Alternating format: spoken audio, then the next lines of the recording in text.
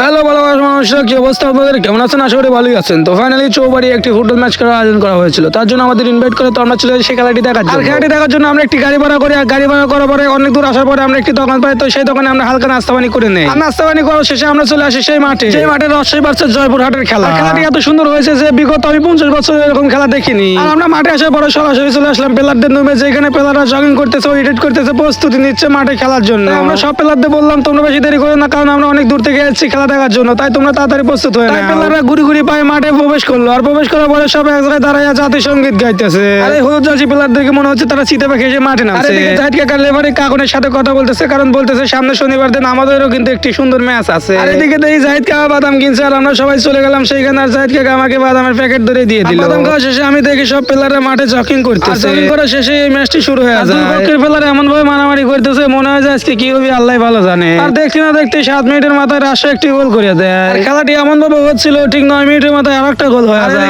Half টাইমের আগে রাজশাহী 3টে গোল করে দেয়, আর জয়পুরহাট একটা গোল করে দেয়। সবাই নিশ্চিত ছিল যে আজকে রাজশাহী ম্যাচটি জিতে যাবে, কিন্তু কি হয় সেটা হলো পরের কথা। হাফ টাইম শেষে জয়পুরহাট ঠাস করে একটি গোল দিয়ে দেয় রাজশাহীকে। আমি সব গোল ভিডিও করতে পারি নাই, তারপরে চলে যায় রাজশাহী 4 এবং জয়পুরহাট 3। তার ঠিক কিছুক্ষণ পরে জয়পুরহাট আরেকটি গোল করে দেয়, আর এদিকে রেফারি বাঁশি দিয়ে খেলাটি শেষ করে দেয়। জয়পুরহাটে 5টা গোল আর রাজশাহীর 3টা। শেষ ম্যাচ জয়পুরহাট ম্যাচটি জিতে যায়। ভিডিওটা যদি ভালো লাগে থাকে তাহলে অবশ্যই লাইক কমেন্ট শেয়ার করবেন ও পাশে থাকবেন। তো সবাই ভালো থাকবেন, আল্লাহ হাফেজ।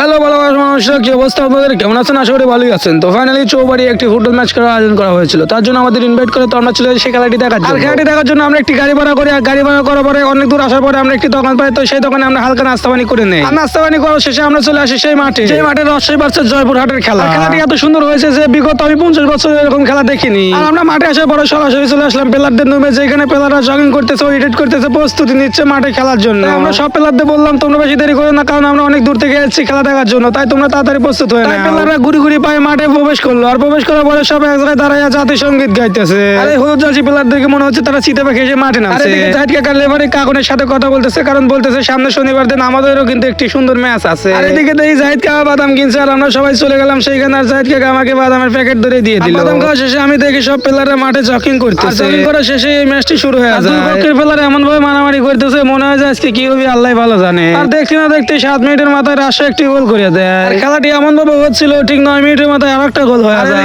হাফ টাইমের আগে রাজশাহী 3টে গোল করে দেয়, আর জয়পুরহাট একটা গোল করে দেয়। সবাই নিশ্চিত ছিল যে আজকে রাজশাহী ম্যাচটি জিতে যাবে, কিন্তু কি হয় সেটা হলো পরের কথা। হাফ টাইম শেষে জয়পুরহাট ঠাস করে একটি গোল দিয়ে দেয় রাজশাহীকে। আমি সব গোল ভিডিও করতে পারি নাই, তারপরে চলে যায় রাজশাহী 4 এবং জয়পুরহাট 3। তার ঠিক কিছুক্ষণ পরে জয়পুরহাট আরেকটি গোল করে দেয়, আর এদিকে রেফারি বাঁশি দিয়ে খেলাটি শেষ করে দেয়। জয়পুরহাটে 5টা গোল আর রাজশাহীর 3টা। শেষ ম্যাচ জয়পুরহাট ম্যাচটি জিতে যায়। ভিডিওটা যদি ভালো লাগে থাকে তাহলে অবশ্যই লাইক কমেন্ট শেয়ার করবেন ও পাশে থাকবেন। তো সবাই ভালো থাকবেন, আল্লাহ হাফেজ।